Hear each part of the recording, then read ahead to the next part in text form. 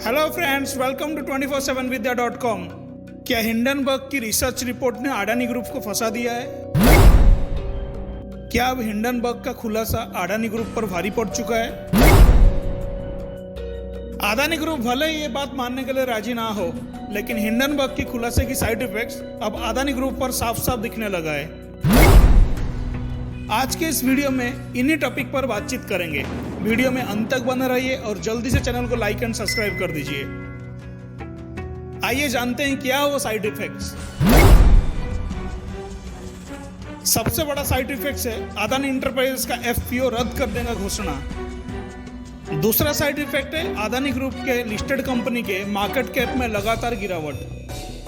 तीसरा, टॉप 15 अमीरों के लिस्ट में बाहर हुए गौतम अडानी। चौथी साइड इफेक्ट है हिंडनबर्ग की आरोपों की जांच अब सेबी ने शुरू कर दी। पांचवा side effect, reserve bank of India ने सभी बैंकों से अडानी ग्रुप को दिए गए लोन की डिटेल मांगी।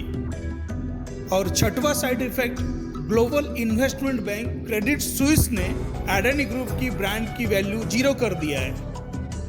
और ये साइड इफेक्ट बताते हैं कि भले ही अडानी ग्रुप हिंडनबर्ग के खुलासे को निराधार बता रहे हैं, लेकिन अडानी ग्रुप पर मार्केट का भरोसा टूट चुका है, जिसकी पुष्टि करने वाले हर एक साइड इफेक्ट की वजह और असर दोनों की विश्लेषण आज हम इस वीडियो में बताएंगे।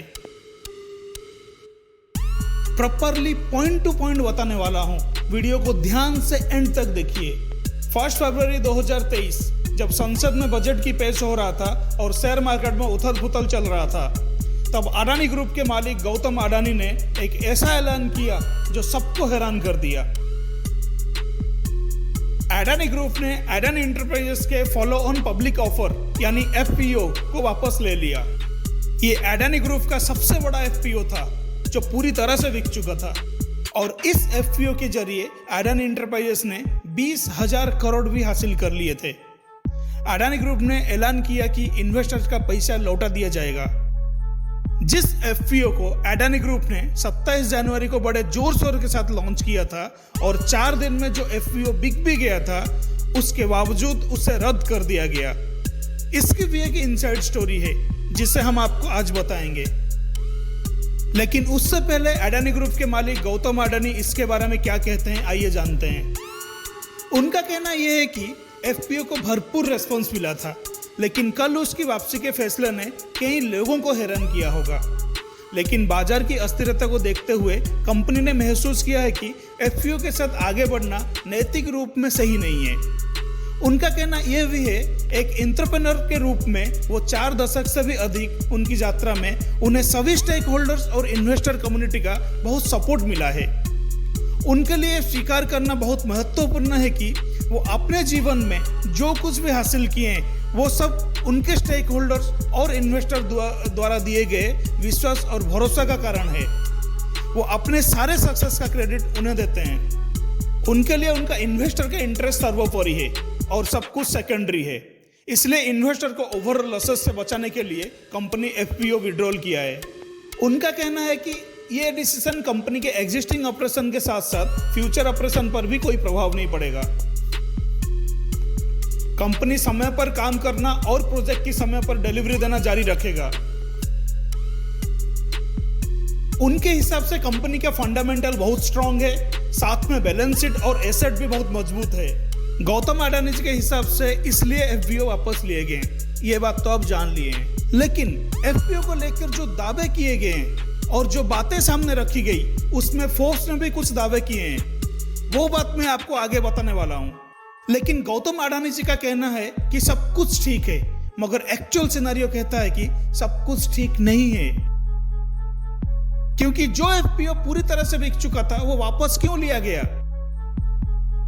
भले ही गौतम अडानी जी इस फैसले का बचाव हाई मॉरल ग्राउंड को लेकर कर रहे हैं, लेकिन एफपीओ के वापस लेने के पीछे नैतिकता बिल्कुल भी नहीं था।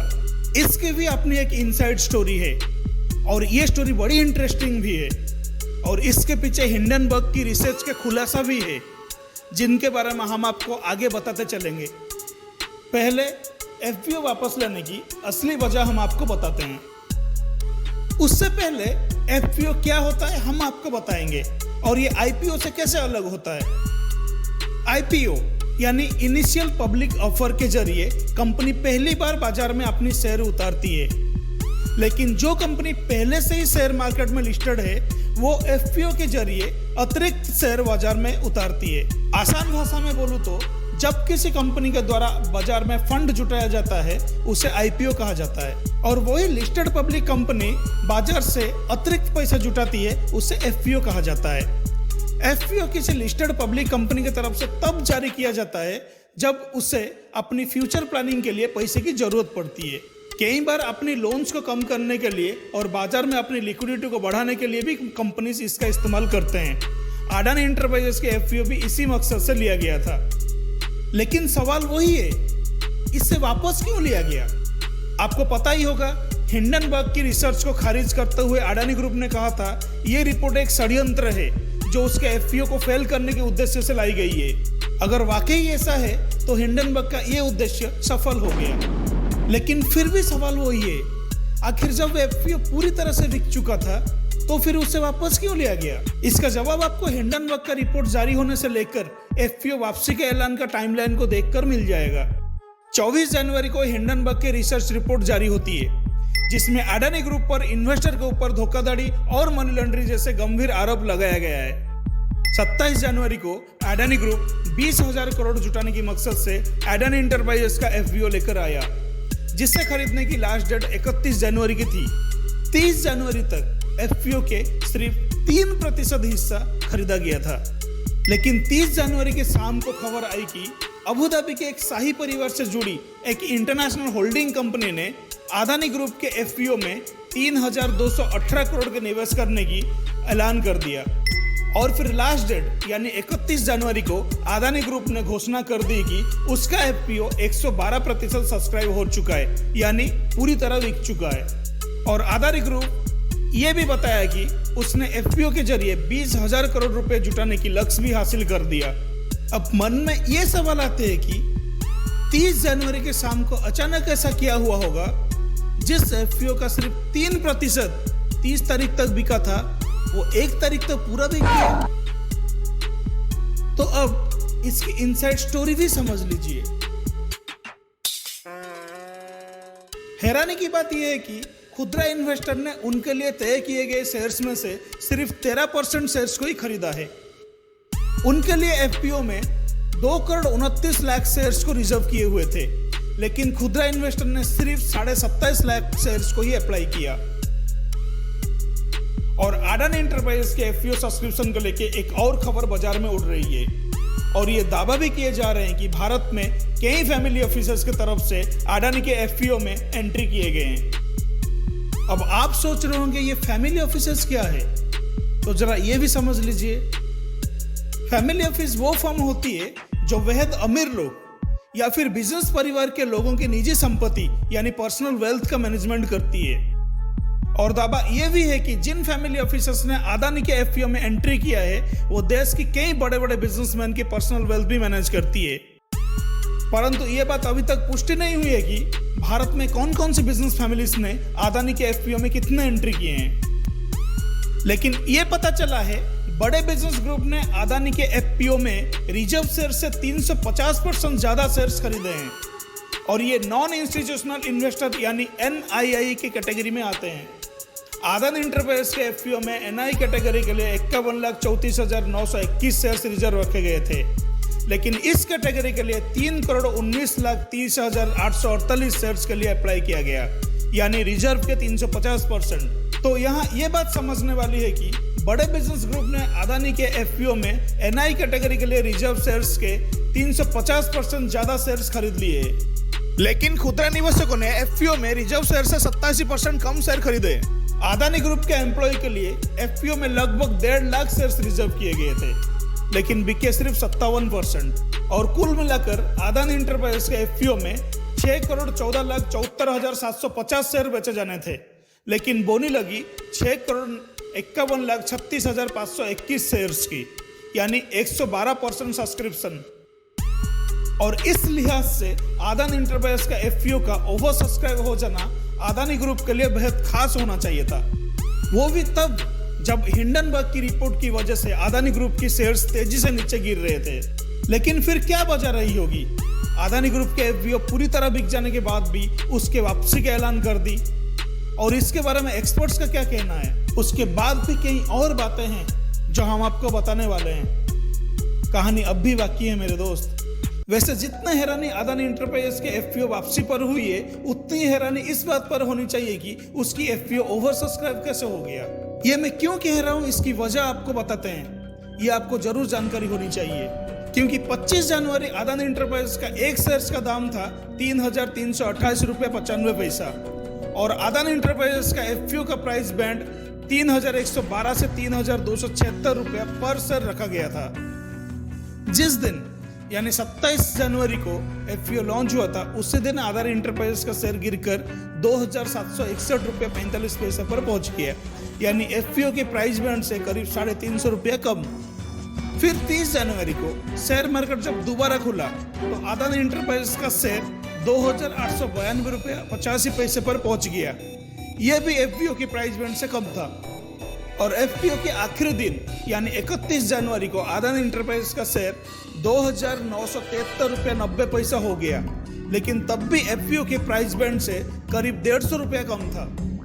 तो यहाँ एक बात है जो ये बात गले के नीचे नहीं उतर रही है, और वो ये है कि जब अदानी एंटरप्राइजेस के शेयर्स के रेट एफपीओ के प्राइस बैंड से कम था, तो एफपीओ कैसे बिक गया?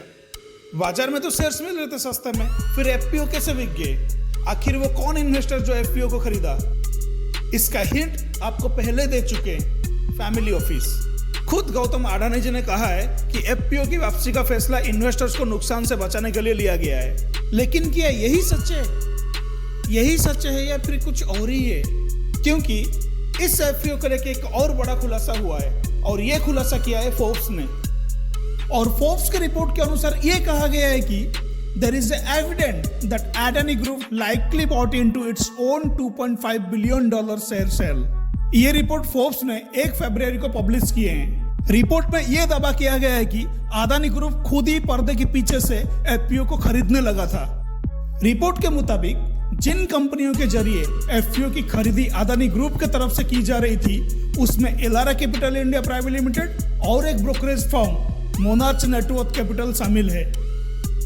इन दोनों कंपनी का जिक्र हिंडनबर्ग की रिपोर्ट में भी है, और हिंडनबर्ग की रिसर्च की जो रिपोर्ट थी, उनके आरोप के मुताबिक एलारा कैपिटल के इंडिया अपॉर्चुनिटी फंड के पास अदानी ग्रुप के $3 अरब के पब्लिकली ट्रेडेड शेयर्स थे, जिसमें अदानी एंटरप्राइजेस के शेयर्स भी शामिल है। और हिंडनबर्ग की रिपोर्ट में ये आरोप है कि दोनों कंपनी अदानी ग्रुप के अकाउंटिंग फ्रॉड और स्टॉक मार्केट मैनिपुलेशन में मदद की है। फोर्ब्स की रिपोर्ट के मुताबिक अदानी एंटरप्राइजेस के $2.5 अरब के सेल ऑफर में ये दोनों कंपनी एक्टिव रूप से शामिल थे, जिसका जिक्र अदानी एंटरप्राइजेस के एफपीओ के स्टेटमेंट में भी किया हुआ है, जिसमें दोनों ही कंपनी एफपीओ के बिक्री एग्रीमेंट के 10 अंडरराइटर में शामिल थे। आसान भाषा में बोले तो अंडरराइटर वो कंपनी होते हैं जो किसी एफपीओ में एंट्री लेने के लिए गारंटी देते हैं और एफपीओ की बिक्री में भी अपना भूमिका निभाते हैं। और इसी के आधार पर फोर्ब्स ने यह आरोप लगाया अदानी ग्रुप ने खुद ही पर्दे के पीछे से एफपीओ खरीदने की खेल किया था। हालांकि यह कहना मुश्किल है कि फोर्ब्स का खुलासे का अदानी ग्रुप के एफपीओ वापसी के फैसले से कोई लेना देना है या नहीं। वैसे हिंडनबर्ग की रिपोर्ट आने के बाद से एक ही हफ्ते में अदानी ग्रुप फर्श से फर्श पर आ गए। अदानी ग्रुप की लिस्टेड कंपनीज के शेयर प्राइस में भारी गिरावट आई है, और हिंडनबर्ग की रिपोर्ट का साइड इफेक्ट्स अदानी ग्रुप पर भारी असर हुआ है। आइए जानते हैं क्या है ये साइड इफेक्ट्स। साइड इफेक्ट 1, 24 जनवरी को हिंडनबर्ग की रिपोर्ट आने के बाद से अब तक अदानी ग्रुप के मार्केट कैपिटल में $100 अरब से भी ज्यादा कम हो चुकी है। साइड इफेक्ट 2, 25 जनवरी को सबसे अमीर लोगों की रैंकिंग जो अदानी ग्रुप पूरी दुनिया में तीसरे नंबर पर हुआ करते थे, वो आज 16वें नंबर पर पहुंच चुके हैं। साइड इफेक्ट नंबर 3, आपको बता दें कि पिछले एक हफ्ते में देश की सबसे अमीर गौतम अडानी जी के निजी संपत्ति में 44% कमी आ चुकी है, जो $118.4 अरब से घटकर $64.6 अरब रह गई है। Side effect number 4, global investment bank Credit Suisse और अमेरिका के सिटी बैंक ने अडानी ग्रुप के बॉन्ड्स के वैल्यू 0 कर दिए हैं। यानी अब ये बैंक लोन के गारंटी के तौर पर अदानी ग्रुप के ये बॉन्ड्स स्वीकार नहीं करेंगे। अब वो बात कहने जा रहा हूँ जिसका आपको बेसब्री से इंतजार था और जो हमारे यहाँ अक्सर होता है। अदानी ग्रुप के लिए ये विषय अपोजिशन पार्टी के लिए एक राजनीति मुद्दा बन चुका है। अपोजिशन अदानी ग्रुप पर लगाए गए आरोप पर जांच की मांग की है। अपोजिशन चाहते हैं कि अदानी ग्रुप के खिलाफ हिंडनबर्ग की रिपोर्ट को लेकर एक संसदीय कमेटी बनाया जाए और चीफ जस्टिस ऑफ इंडिया की निगरानी में संयुक्त संसदीय कमेटी का गठन किया जाए, जिससे लोगों के सामने पूरा सच सामने आ जाए। अब दूसरी तरफ ये बात हम भी साफ कर दें, ना ही हिंडनबर्ग की किसी रिपोर्ट या फिर ना ही फोर्ब्स के किसी दावे पर हम ये पुष्टि करते हैं, लेकिन जो सवाल अदानी ग्रुप पर रखे गए वो सवाल अदानी ग्रुप को ही देना होगा, जिसका असर उनके बिजनेस पर और स्टॉक मार्केट पर भी हो रहा है, जिससे आम आदमी को भी खतरा हो सकता है। अब इस पर कार्रवाई तो लंबी चलने वाला है, क्योंकि स्टॉक मार्केट के रेगुलेटर सेबी ने इस चीज के ऊपर जांच पड़ताल शुरू कर दिया है और रिजर्व बैंक ऑफ इंडिया ने भी सभी बैंक से अदानी ग्रुप को दिए गए लोन्स और अदानी ग्रुप में उनका इन्वेस्टमेंट का डिटेल्स भी मांग लिया है। यानी बात निकली है तो दूर तक जाएगी।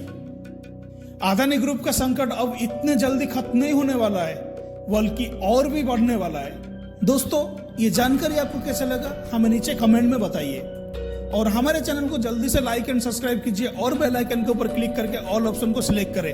आपको हमारे सारे वीडियो के नोटिफिकेशन आते रहेगा।